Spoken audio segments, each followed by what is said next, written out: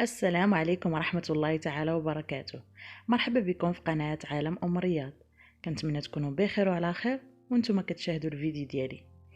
الوصفة ديال اليوم طاخت او سيترون اولا طارطة بالحامض، كتجي بنينة وبواحد لاباط مقرمشة. كنتمنى الفيديو ديال اليوم يعجبكم وما تنسونيش من لي لايك وابوني للناس اللي باقا ما تشتركتش في القناة. خليكم مع المقادير وطريقة التحضير. بالنسبة للمقادير، عندنا 250 غرام ديال الدقيق ابيض، عندنا 125 غرام ديال الزبدة تكون باردة وقطعتها طريفات، عندنا 70 غرام ديال السكر ثقيل، بيضة واحدة، ساشي ديال فاني والملح. اول حاجة كنديرو هي غربلنا الدقيق وضفنا عليه السكر كلاصي، حتى هو ضروري يتغربل البنات باش ما تبقاش الحبيبات ديال السكر. كنزيدو عليه الساشي ديال الفاني،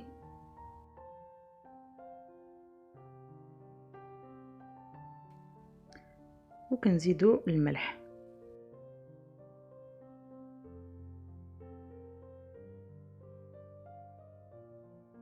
كنخلطوا العناصر كامله وكنزيدو الزبده ديالنا.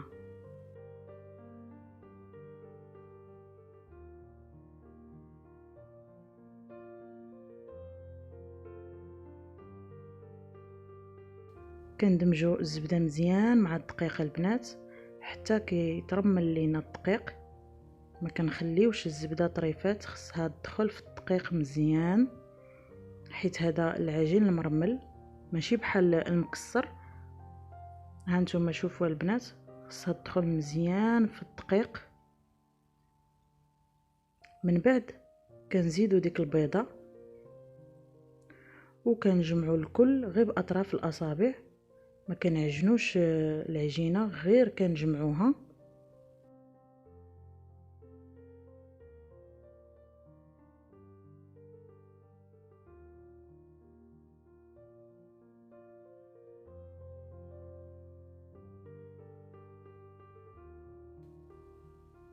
هنا بعد ما جمعت العجينه انا كنت زدت ليها معلقه ديال الماء حيت البيضه كانت صغيره ما كفاتنيش. صافي كنجيبوا الفيلم المونتير وكنوضعوا العجينه فيه،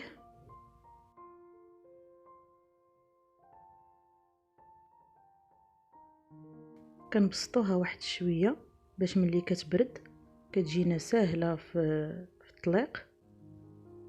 صافي كنجمعوها بالفيلم المونتير وكندخلوها للثلاجه.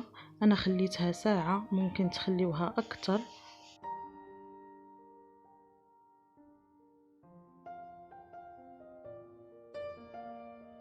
كل ما ارتاحت في الثلاجه كل ما كتجي مزيانه وما كتهبطش لكم في الفران. صافي البنات، من بعد ما دازت ساعه وجبتها من الثلاجه خليتها ما بين جوج ديال البلاستيكات وكنطلقها هكا بالدلاك. شوفوا البنات كي كتعطيكم الطوع، واحد لاباط زوينه صراحه. صافي كنطلقها على شكل دائري.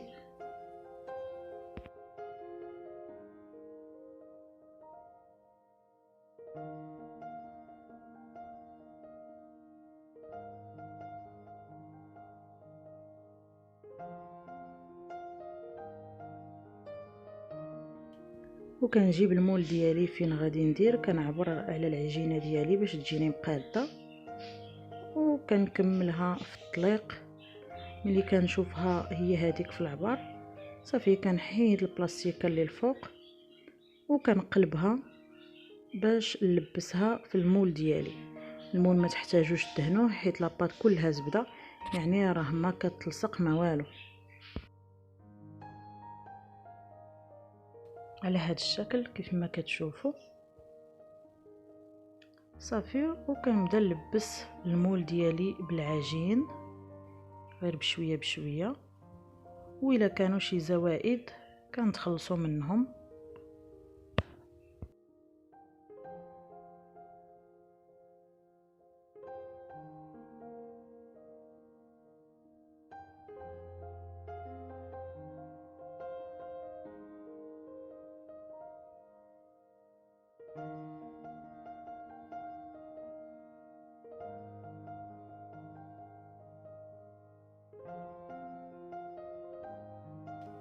على هاد الطريقه كنحيدو الزوائد بحال هكا بالدلاك ولا بيدينا كيف ما بغيتو. مهم تجي العجينه ملبسه بالمول.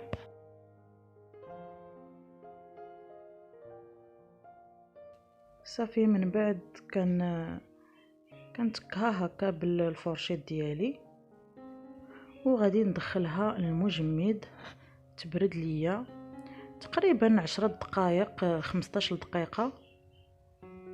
كل ما بردات يكون احسن باش ما كتهبطش ليا في الفران وكتبقى ليا كيف ما دخلتها كتبقى كتجي زوينه هاد لاباط صراحه البنات وكتبقى مقرمشه. هنا من بعد ما خرجتها من المجمد كندير عليها ورقه الطهي هكا الوسط وكندير اللوبيا ديالي الوسط باش كنتقل لاباط باش ما تنفخش ليا. هاد الطريقه ديما كنديرها في هاد لاباط بحال هكا غير باش ما كتنفخش ليا. من بعد كنجي نصايب كريمه الحامض. هنا عندي عصير الحامض وكاس لاروب ديال سنيده و3 البيضات 100 غرام ديال الزبده معلقه كبيره ديال النشا وزيت ديال الحامض. هنا الحامضه البنات المقدار اللي بغيتو، الا بغيتوها تجيكم حامضه تكثروا، ما بغيتوهاش تجي بديك الحده ديال الحموضه نديروا غير شويه ديال الحامض. انا شفتو ما كثرتش بزاف ديال الحامض باش ما تجينيش بزاف حامضه. المهم درت ديك الكاس وزيت ديال الحامض درتهم في الكاسرونه ودرتهم يسخنوا يدفاو. هنا في واحد البول درت 3 ديال البيضات ودرت كاس لاروب ديال سنيده ومعلقه النشا كنخلطهم مزيان. وديك الحامض ديالي فوق البوطه كيدفى غير يدفى ماشي سخن. صافي كنخلط مزيان هاد المكونات ديالي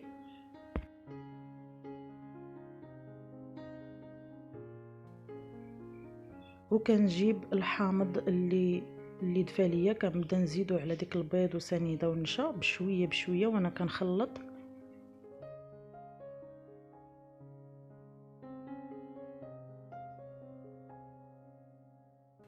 من بعد غادي نرد الخليط ديالي في نفس الكاسرونه وغنديرو فوق العافيه مع التحريك كيف ما كتشوفوا البنات. انا درتو فوق البوطه ومع التحريك المستمر كنبقى نحرك حتى كيعقد لي الخليط.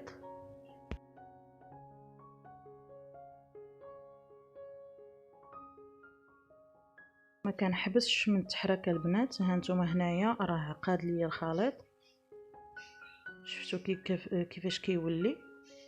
صافي كنجيب ديك 100 غرام ديال الزبده ديالي وكنبدا ندير قطعه بقطعه. هانتوما البنات شويه بشويه وكنحرك كنطفي عليه البوطه وكنبدا نحرك باش ديك الزبده كتذوب ليا غير في ديك السخونيه ديال الخليط شويه بشويه حتى كنكمل 100 غرام ديال الزبده كامله.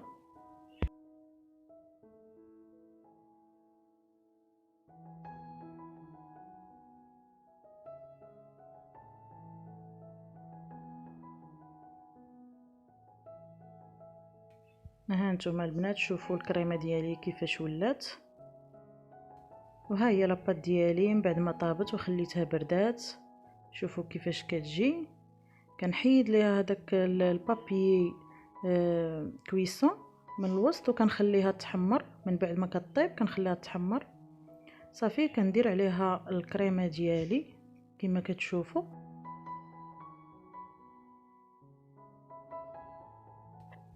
وكنبقى نقادها بسباتشي بحال هكا.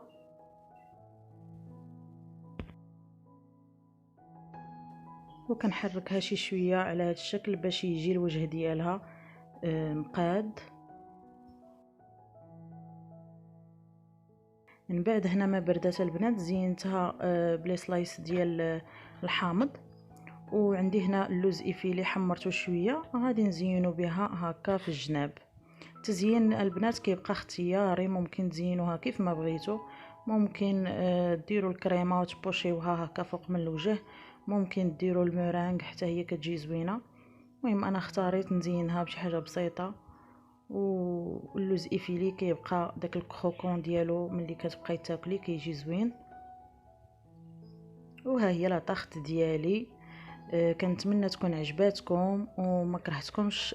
تجربوها صراحه، كتجي زوينه، ولا بات ديالها كتبقى مقرمشه، واخا كتبقى فيها الكريمه كتبقى مقرمشه. كنتمنى الفيديو ديال اليوم يكون عجبكم.